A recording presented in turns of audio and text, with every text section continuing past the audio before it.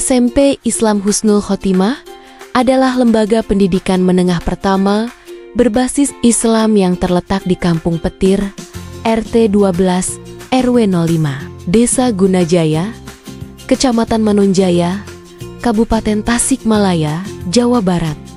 Sekolah ini berada di bawah naungan Yayasan Pondok Pesantren Husnul Khotimah dan didirikan pada tanggal 5 Juni tahun 2006 dengan izin operasional dari Dinas Pendidikan Kabupaten Tasikmalaya. Assalamualaikum warahmatullahi wabarakatuh. Kepada yang terhormat Bapak Ibu dosen penguji uji kinerja PPG dalam jabatan kelas 1 tahun 2025, perkenalkan saya Ika Mukasifah dari SMP Islam Husnul Khotimah, Mapel Pendidikan Agama Islam, sekaligus mahasiswi PPG kelas 1 LPTK UIN Maulana Malik Ibrahim. Pada hari ini, tanggal 13 Mei 2025, akan melaksanakan uji kinerja praktek pembelajaran dengan nomor peserta 320630014883. Terima kasih. Assalamualaikum warahmatullahi wabarakatuh. Assalamualaikum.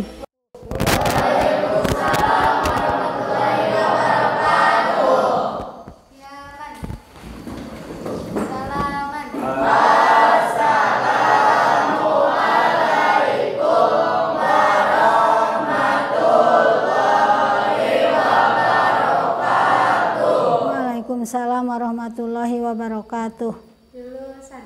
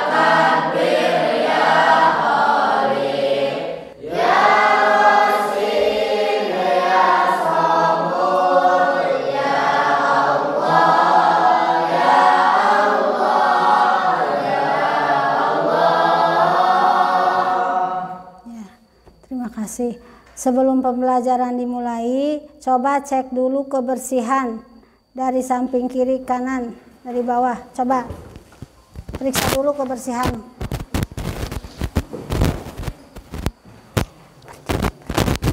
Coba cek dulu kebersihannya.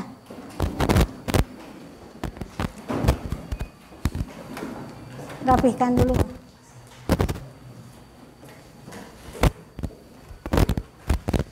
Udah. Sekarang kita lanjutkan. Kita cek dulu absensinya. Hari ini ada Arpi, Aldi, Basit, Ananda, Arinda, Cut, Dea, Naira, Sopi, Kaisa, Almira, Iklimah, Sahara, Fauzan. Ya, hadir semua ya. Alhamdulillah pada kesempatan hari ini kita hadir semua. Alhamdulillahirabbil alamin. Wassalatu wassalamu ala Rasulillah wa ala alihi washabihi ajmain. Amma ba'du.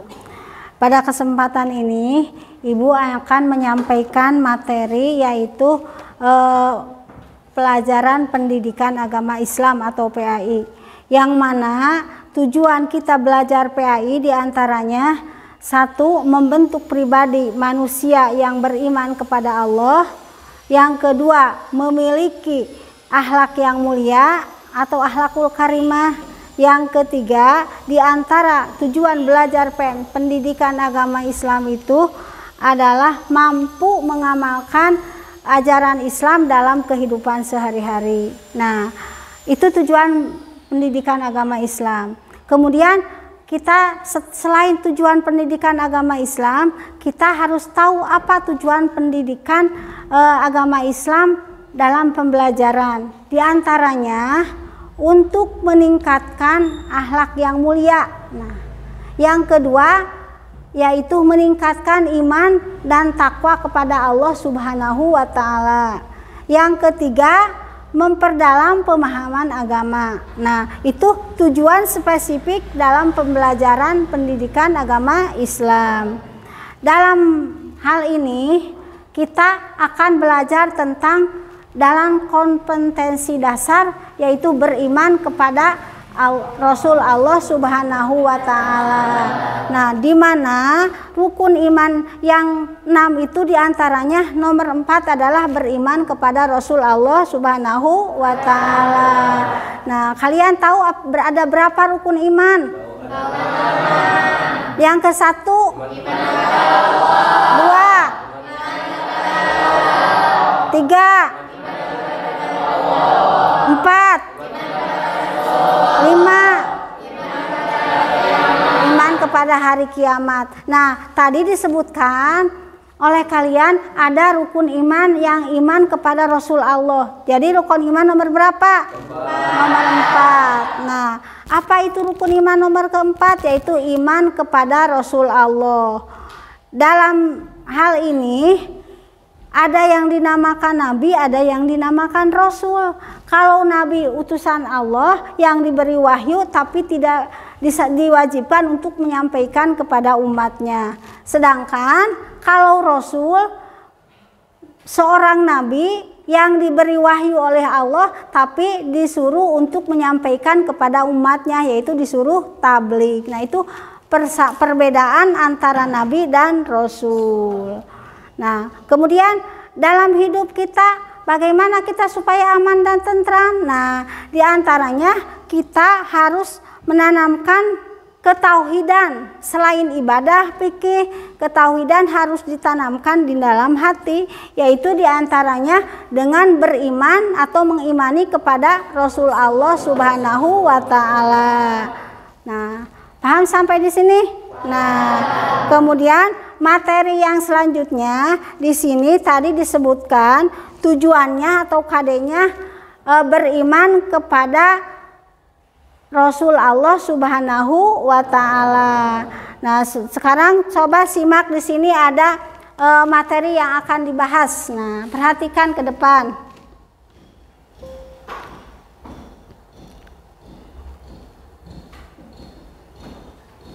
Nah, di sini ada beriman kepada Rasul Allah. Nah, apa yang akan dibahas sekarang dalam beriman kepada Rasul Allah? Di sini diantaranya akan dipelajari pengertian iman kepada Rasul Allah, fungsi iman kepada Rasul Allah, dan tugas kemudian sifat Rasul Allah yang harus diteladani oleh kita. Yang kedua, nah lihat apa tadi dalam indikatornya, harus kita mengetahui pengertian iman kepada Rasul. Pengertian iman kepada Rasul yaitu mempercayai dan meyakini bahwa Allah telah mengutus Rasul-Rasulnya untuk menyampaikan risalah kepada umat manusia. Nah, jadi iman itu pengertiannya kepada Rasul mempercayai atau meyakini di dalam hati bahwa Rasul Allah itu utusannya dari Allah yang ditugaskan untuk menyampaikan risalah kepada umat manusia. Nah, yang kedua, tadi cara beriman, tadi udah pengertian. sekarang cara beriman kepada Rasul. Bagaimana kita caranya? Setelah mengetahui pengertian, kita harus tahu caranya. Di antara cara beriman kepada Rasul, yaitu yang pertama, meyakini bahwa Rasul adalah utusan Allah. Yang kedua, meneladani sifat Rasul. Nah, yang mana sifat Rasul itu? Sifat Rasul itu ada yang wajib, ada yang mustahil. Ada berapa sifat yang wajib di Rasul? Kalau yang mustahil? Yang wajib apa saja?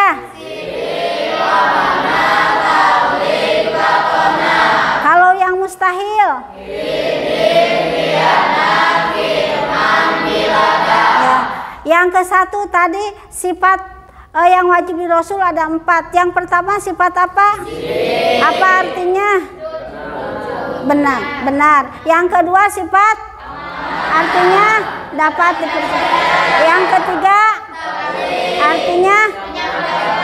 Yang keempat patona pintar. Nah, kalau mustahilnya lawanan dari sifat wajib. Yang ketiga, cara beriman kepada Rasul itu dengan mengikuti perintah Rasul dan menjauhi larangannya, yang disebut dengan takwa. Kalau kita bisa menjalankan perintah dari Rasul dan menjauhi larangannya, berarti kita sudah melaksanakan cara beriman kepada Rasul.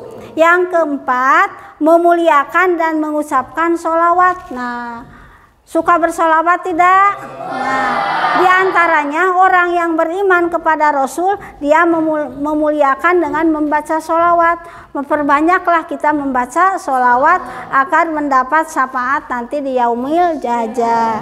Nah, yang selanjutnya, fungsi iman kepada Rasul. Nah, tadi pengertian sudah, cara sudah, sekarang fungsi beriman kepada Rasul apa saja? Yang pertama, meneladani ibadah atau perilaku Rasul-Rasul Allah. Nah, contohnya begini, meneladani ibadah, bagaimana ibadah Rasul itu? Kita harus teladani dengan tekun, dengan sabar, dengan khusyuk. Kemudian perilaku Rasul baik dalam tingkah, ucapan, kita harus diteladani. Yang kedua, meneladani sifat-sifat Rasul Allah. Nah, kalau meneladani sifat Rasul Allah seperti yang tadi, yang 4 sifat Rasul Allah, yang pertama tadi sidik. Apa artinya tadi? Benar. Kita harus benar seperti Rasul, karena kalau Rasul mempunyai sifat sidik benar, kita harus menurutinya atau meneladaninya. Yang kedua, umpamanya sifat Rasul apa tadi? Amanah, dapat dipercaya. Kalau kita meneladaninya, kita harus bisa dipercaya. Nah, yang ketiga, tabligh, menyampaikan. Suka menyampaikan tidak kita? Ya. Kalau suka berarti kita bisa meneladani sifat Rasul. Kalau kita tidak menyampaikan berarti kita tidak amanah. Yang satu lagi sifat Rasul, patona, pinter. Para Rasul mah pinter. Kalau kita ingin meneladaninya, kita harus seperti Rasul, pintar. Di antaranya kita dengan menuntut ilmu, sekolah, mengaji dengan rajin. Nah, itu fungsi beriman kepada Rasul. Yang selanjutnya, mempertebal keimanan kepada Allah dan Rasulnya. Nah, kita beriman kepada Allah, kepada Rasul. Nah, kalau orang yang sudah beriman kepada Rasul, insya Allah keimanan kepada Rasulnya, dalam keyakinannya ada keimanan yang sangat tebal. Bukan maksudnya tebal seperti buku, tapi tebal dalam keyakinan dalam hatinya. Nah, itu. Yang selanjutnya, mengetahui tugas-tugas Rasul. Tugas Rasul, kalau Rasul diantaranya tugasnya menyampaikan wahyu. Nah, apalagi umpamanya yang termasuk tugas Rasul, coba. Menyampaikan kabar gembira bagi orang. Nah, itu berarti tugas Rasul. Kita harus tahu. Yang selanjutnya, memahami dan mengamalkan firman Allah yang disampaikan oleh Allah. Maksud di sini memahami, mengamalkan firman Allah. Apa yang ada dalam Al-Qur'an, firman Allah itu kan kalamullah. Nah, kita bisa menyampaikannya. Nah, di sini memahami apa yang dipahami, isi kandungan dalam Al-Quran. Kemudian setelah tahu isinya, kemudian diamalkan. Nah, firman Allah yang ada dalam Al-Quran, isinya dikaji, diamalkan dalam kehidupan sehari-hari. Nah, ada yang mau bertanya sampai sini? Paham?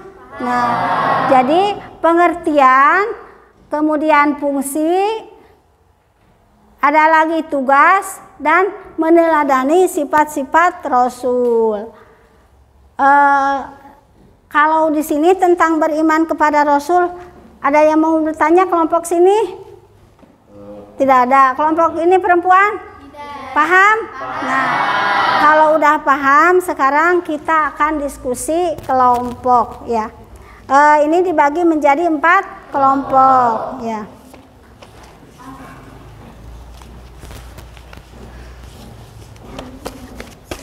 Tugas kalian dalam tugas kelompok ini yaitu membuat peta konsep tentang beriman kepada Rasul Allah ya.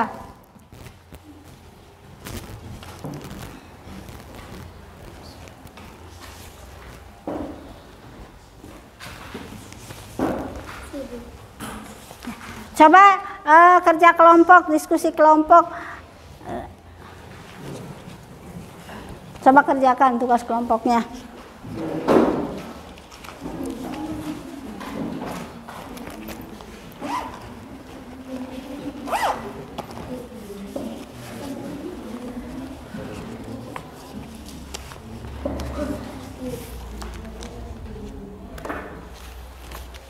Coba lihat dalam tugas kelompok, tugasnya buat peta konsep tentang beriman kepada Rasul Allah Subhanahu wa Ta'ala. Coba buat peta konsepnya, masing-masing kelompok bekerja dengan baik.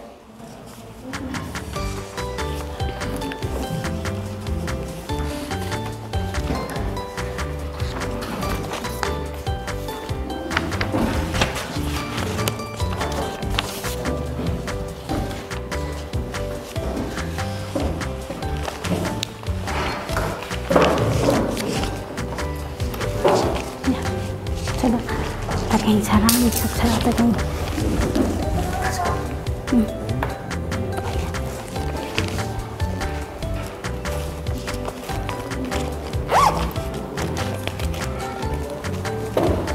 Pilihkan sarang itu.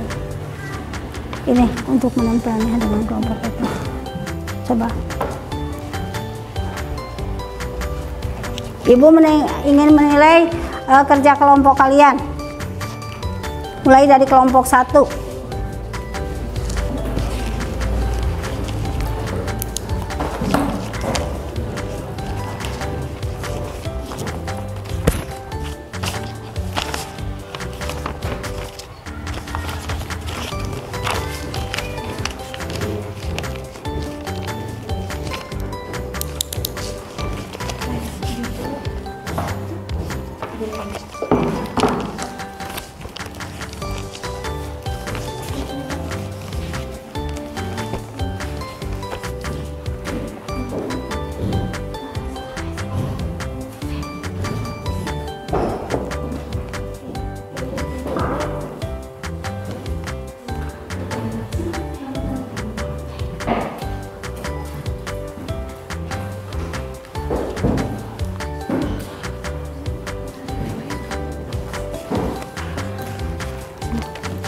Setiap kelompok, anggota kelompoknya harus bekerja semua. Ibu ditilai.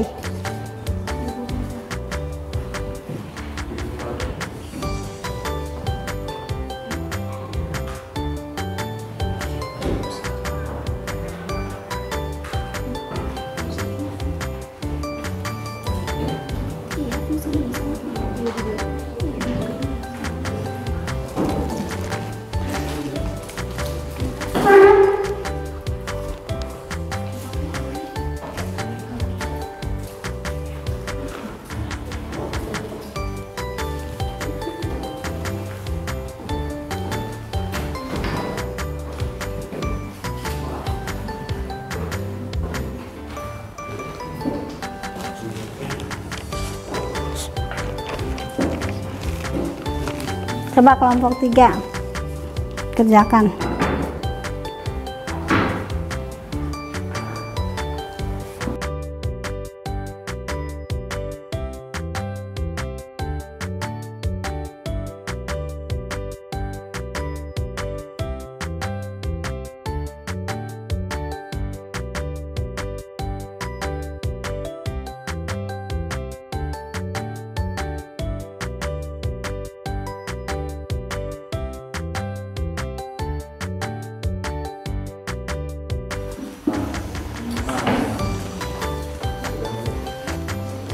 Tunggu yang masih ada yang belum. Selesaikan dulu sih itu pekerjaannya, harus rapi dan benar diskusinya.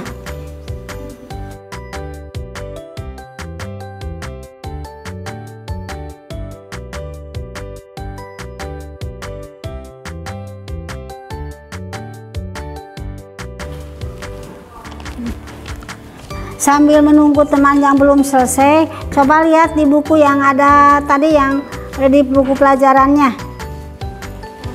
Baca-baca dulu, coba. Hasil diskusinya baca-baca dulu, nanti buat dipresentasikan. Ya.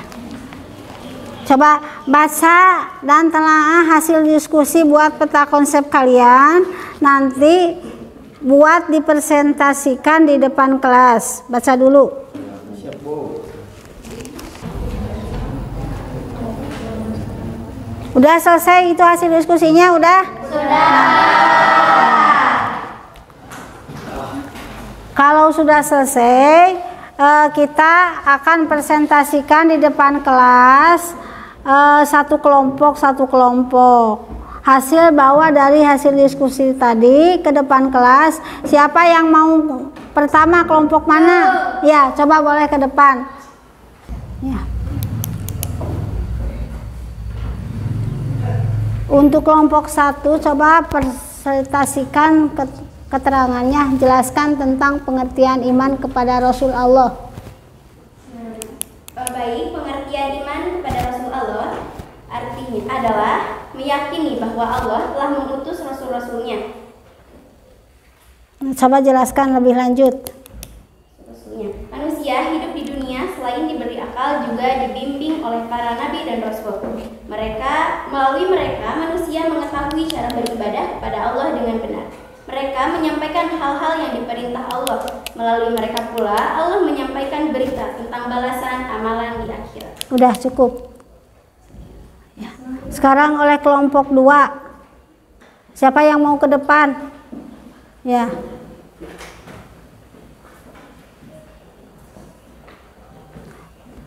Tugas untuk kelompok 2, coba jelaskan tentang tugas Rasul.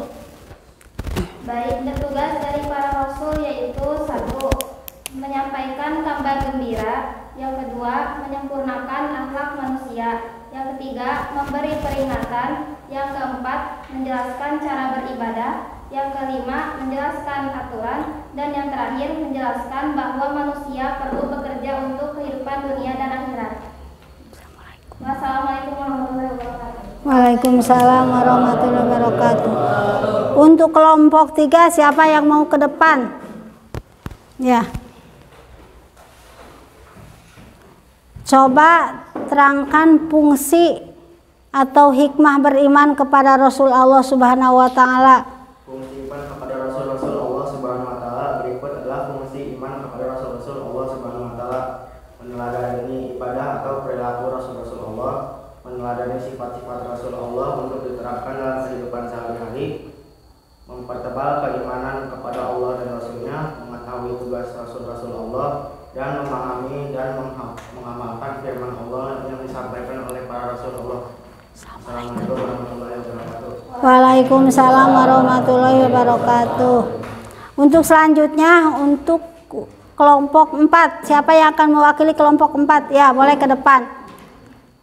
Baik, bismillahirrahmanirrahim. Assalamualaikum warahmatullahi wabarakatuh. Waalaikumsalam warahmatullahi wabarakatuh. Saya perwakilan dari kelompok 4 untuk mempresentasikan tugas. yaitu meneladani sifat-sifat Rasul-Rasul Allah Subhanahu wa taala. Berikut adalah sifat-sifat Nabi dan Rasul Allah Subhanahu wa taala. 1. Sifat-sifat wajib bagi Rasul-Rasul Allah Subhanahu wa taala. Berikut adalah sifat yang wajib bagi Rasul Allah Subhanahu wa taala, itu ada 4. Yang pertama yaitu sifat sidik, artinya jujur dalam segala ucapan dan perbuatan. Yang kedua yaitu sifat amanah, artinya menyampaikan hal-hal yang diperintah Allah. Yang ketiga sifat tabligh, artinya menyampaikan firman Allah kepada umatnya. Yang keempat sifat patonah, artinya memiliki pengetahuan dan pemahaman yang luas dalam segala hal. Adapun yaitu kebalikan dari sifat yang wajib, yaitu sifat mustahil bagi Rasul Allah. Berikut adalah sifat-sifat mustahil bagi Rasul Allah. Yang pertama yaitu sifat kidib, artinya mustahil Rasul Allah berdusta. Yang kedua yaitu sifat khianat, artinya mustahil Rasul Allah tidak dapat dipercaya. Yang ketiga kitman, sifat kitman, artinya mustahil Rasul Allah menyampaikan firman Allah. Yang keempat, yang terakhir yaitu sifat bilada, artinya mustahil Rasul Allah bodoh. Sekian dari saya. Wassalamualaikum warahmatullahi wabarakatuh. Waalaikumsalam warahmatullahi wabarakatuh. Nah, setelah hasil diskusi sudah dipresentasikan, kita ambil kesimpulan dari semuanya. Yang pertama, dalam beriman kepada Rasul Allah, kita harus mengetahui pengertian. Yang kedua, fungsinya. Yang ketiga, tugas Rasul Allah. Yang keempat, meneladani sifat-sifat Allah, baik sifat Allah yang wajib maupun yang mustahil bagi Rasul. Sampai di sini udah paham? Ya, sampai di sini. Ya, sampai di sini diskusi kesimpulan dari diskusi yang barusan. Ya, terima kasih. Sekarang Ibu mau nanya, apa pengertian iman kepada Rasul Allah Subhanahu wa taala? Siapa yang akan menjawab? Ya, boleh dari kelompok Cut. Iman kepada Rasul artinya meyakini bahwa Allah Subhanahu wa taala telah mengutus rasul-rasulnya untuk menyampaikan risalah kepada umatnya. Ya, yang kedua, apa tugas Rasul? Siapa yang akan menjawab? Ya, kelompok laki-laki. Tugas Rasul Allah Subhanahu wa taala. Secara umum para Rasul Allah memiliki tugas. Contohnya yaitu yang pertama menyampaikan kabar gembira bagi orang beriman, dua menyempurnakan akhlak manusia dan sebagainya. Ya. Yang ketiga, fungsi atau hikmah kepada Rasul, apa fungsi dan hikmahnya? Mau yang menjawab kelompok mana? Ya, boleh kelompok 1. Yang pertama adalah meneladani ibadah atau perilaku Rasul. Yang kedua meneladani sifat-sifat Rasul-Rasul Allah. Dan yang ketiga mempertebal hikmah. Ya, nah jadi kita disimpulkan bahwa dalam beriman kepada Rasul Allah bukan cuma beriman tapi harus mengetahui pengertiannya, tugas Rasulnya, fungsi Rasul, kemudian meneladani sifat-sifat baik yang wajib ataupun baik yang mustahil. Nah, sesudah kita menyelesaikan materi ini, untuk materi selanjutnya kita akan ada pertemuan lagi tentang membahas tentang ulul azmi secara mendasar. Nah, kita tutup pembelajaran ini yaitu dengan pembacaan doa.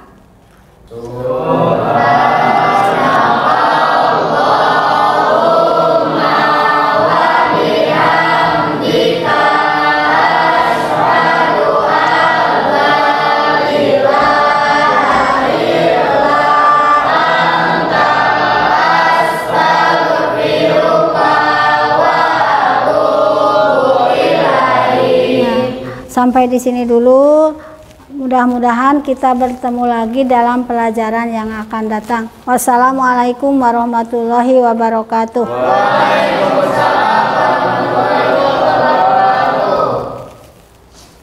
Yaman. Salaman. Assalamualaikum warahmatullahi wabarakatuh. Waalaikumsalam warahmatullahi wabarakatuh.